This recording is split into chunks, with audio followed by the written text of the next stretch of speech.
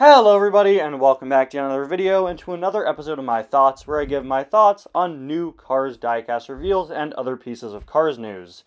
Tonight, I was just about to get ready to film a new haul video for my channel when I suddenly saw that 6 new 2024 Cars diecasts had been revealed. These were found by my friend and fellow Cars YouTuber NCap Cars over on the website PriceCat. So I'm going to be briefly going over my thoughts on these new cars, and then going back to filming my haul video. Of these 6 cars, 4 of them are re-releases, so we'll start off with those. Starting off with some of the less interesting re-releases, we have Corey Turbowitz. This is one of those cars that's just sort of, always around. Corey is released every few years or so. She was last out in 2021. I've never been the biggest fan of her diecast. When I was a kid, I thought something looked so off about her, and it took me years to realize what I didn't like was the fact that, for whatever reason, she's missing her rear view mirrors. When she was made in Thailand for the first time in 2021, I was really hoping that they'd correct her and give her her mirrors, but unfortunately they didn't, and they still haven't. Not much to say about Corey, but the last time we saw her in 2021, we did also get Bob and Daryl, so here's hoping they come back next year too. Up next, we have Aiken Axler, who's one of those Cars 1 Piston Cup racers we get all the time. Really, nothing too special until you check his name tag. You'll notice that this year, Aiken's name doesn't just say Aiken Axler, it says Alan Aiken Axler, with Aiken in quotes, revealing it to just be his nickname.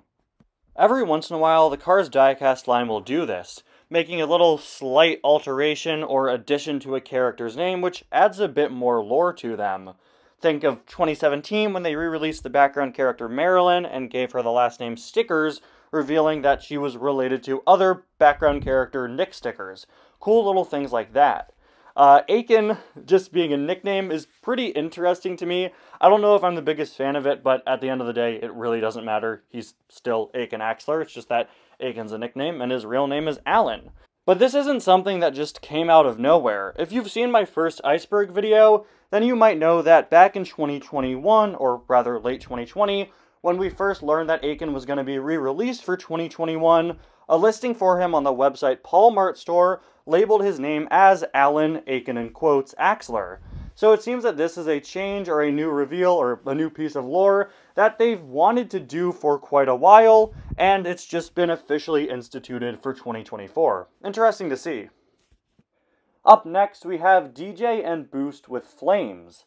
Recently, we saw that in 2024, we'd be getting a re-release of Wingo with Flames, so it only makes sense that the rest of the tuners would follow. In fact, last month, when Wingo with Flames was revealed, we knew that DJ would be coming. It's just good to, of course, get that image. What really bothers me about these re-releases of these guys is that they've dropped the with Flames from their name tags.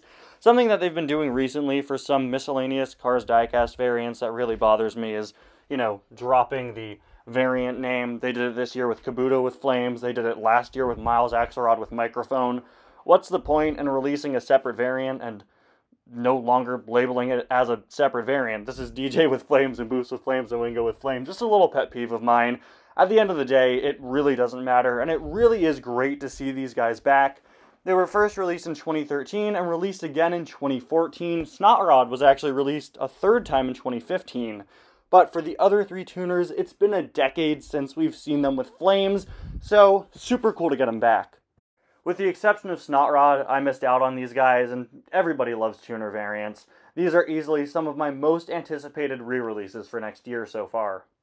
We then move into our 2 new releases. As you'd probably expect, they are of course both from Cars on the Road. I really, really hope that we get more new releases from the movies in 2024, but it's hard to complain when there are still so many cars to make from on the road, and every single new one for 2024 just looks so amazing. Up first, we have Tony Motorfelt here, who is the sheriff in the movie they're filming in the Episode B movie.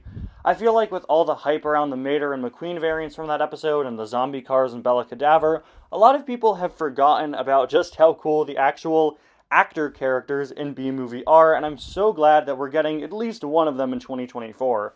With Tony being released, I'm sure the female lead, the black and orange car, the one with the orange stripes, I'm sure she isn't too far behind. Tony, of course, is notable for being a reuse of the model of Roscoe, the Demolition Derby curator in Cars 3, and as such, his diecast appropriately reuses the mold of Roscoe. The original Roscoe diecast was released as a single in 2017 and was seen as too small and inaccurate in several other areas, so in 2018 they bumped him up to a deluxe and increased his size and made his mold much more accurate. Tony is using that updated 2018 Roscoe design, which is great because he's a single. It's another case of a previous deluxe being bumped down to a single, just like we saw with the tractors a few years back. Although in the case of Tony, it's being done because, unfortunately, in 2024, we're still not getting any deluxes. But hey, if that means we get bigger characters released as singles, like Tony, like tractors, I'm not complaining, because they cost less.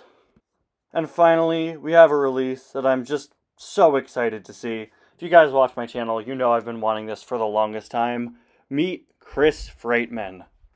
Chris Freightman is a generic, unlabeled tow truck from the episode Trucks. Guys, we did it! For years, I've been talking about how I want just blank vehicles from the Cars series that fulfill important roles. Blank police cars, or blank fire trucks that aren't, Piston Cup related. Blank tow trucks that aren't Piston Cup related and aren't Mater.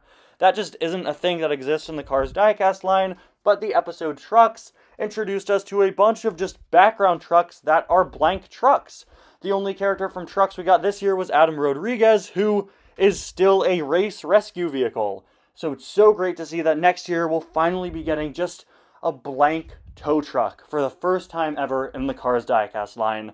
I am welcoming this with open arms. You can see he's yet another release that would have been a deluxe any other year. He is on a larger single bubble than usual, and man, I'm so happy to see that this is a release they're making. I cannot wait to get this guy. This is such a great release. This is so awesome. And for those of you who don't know, this background tow truck in On the Road reuses the model of the Cars 3 race tow truck, whose name is Herb Kerbler, same as the Piston Cup racer for some reason. He was in Meet the Cars and everything. Now that we finally have the mold, we could get him, which I know I just complained about how we get all these different emergency race vehicles, but he is a named character from Meet the Cars that we haven't gotten yet. So hopefully the release of Chris here means that we'll be seeing the Cars 3 tow truck in the near future, hopefully. And hopefully they change his name so it's not the same as a Piston Cup racer. Anyway, guys, thank you all so much for watching. Let me know which of these releases is your favorite in the comments. For me, it's tough, and I can't pick between Tony and Chris. I guess I gotta go with Chris. I'll see you guys next time. Bye now. I'm gonna go finish my whole video. Yeah.